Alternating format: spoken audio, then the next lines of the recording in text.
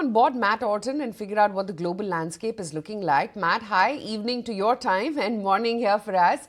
But seems like China and US are finally willing to talk, sit across the table, and it seems like, both parties don't want such high tariffs. Yeah, good morning. It's always great to join. And I think that's exactly right, where we're seeing more constructive cues coming from leadership, both in the White House and in Beijing.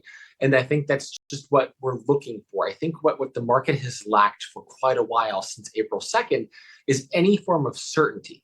And while I don't think we have any certainty from these discussions, there's at least a movement, positive movement towards trying to rectify some of these trade issues. And so I try and point to all of these small positives whenever I talk to clients, because the biggest conversation to have is that despite the markets and some of the pain and how uncertain we've all felt, there have been a lot of good opportunities that have resulted from this, and that we are going to get to a light at the end of the tunnel.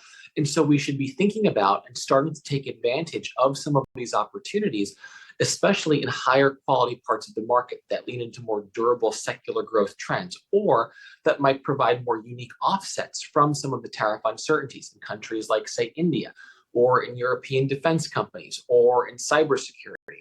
All of these are really attractive places to be putting money to work right now. So I would try and not focus on the negatives, focus on incremental progress and the opportunities that have been created. Right. Good morning, Matt. This is Cheryl also joining in the conversation. And if you look at the way how the shift now is tilting towards India, you have a lot of commentators now talking about the fact that how Indian markets is looking pretty good, well poised in this sort of a scenario, given the fact that you have the interest rate easing cycle underway. You have some of our manufacturing indicators talking about the fact that things are moving in the right direction. Do you think it is already too early to call a win for the Indian markets when you compare to the Chinese markets, or would you like to take it a bit easy? So, I mean, I've been constructive on India for quite a while, really since the late part of the winter into March. I think that the drawdown in the Indian markets just looked overdone.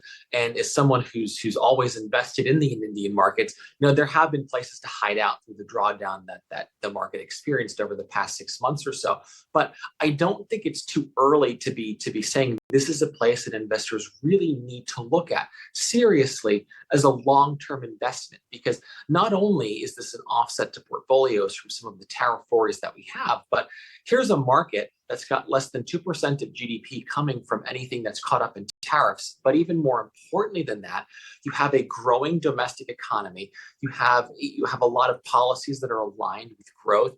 You have a growing consumer base. The financial system is very, very strong. You have easing interest rates, and you've just gone through a valuation contraction. So you also don't have the overhang that the Chinese markets have, which is just an antagonistic government where you don't know what they're going to do with respect to expropriating, private companies. So China to me has always been a trade, not a long-term investment. So I'm encouraged that it seems like more foreign investors, some of my coworkers in the industry, are finally starting to see the message that this is a good place to put long-term capital to work. And this right now is a very good opportunity to do so. Hi, Matt. This is Shrishti also joining in. But how do you see the dollar index moving, Matt? Because that has seen a bit of a cool off and some respite coming in for the emerging markets. But now, given the commentary and given a bit of a confidence coming back into the US markets with the momentum upwards, do you believe that there's a scope that the dollar index could once again give a signal of an up move from here on? Yeah, I think the dollar index certainly looks like it's a little bit exhausted with respect to the sell-off that we have. So I certainly wouldn't be surprised if we see a little bit of a relief rally. I don't think it's going to be a sustainable rally, though, at least until we get some sort of really strong clarity with respect to where tariff policy is going to end. So I think the downward trend is still in place, but I think it's going to ease, it's going to normalize, and hopefully it'll stay a little bit steadier at these lower levels, which again is very beneficial to more emerging market economies. It's beneficial to India. So again, it's another reason to be well diversified in overall investor portfolios. Right. Okay, Matt, so good having you on the show. Thanks as always for your time. Of course. Okay, let's move on and let's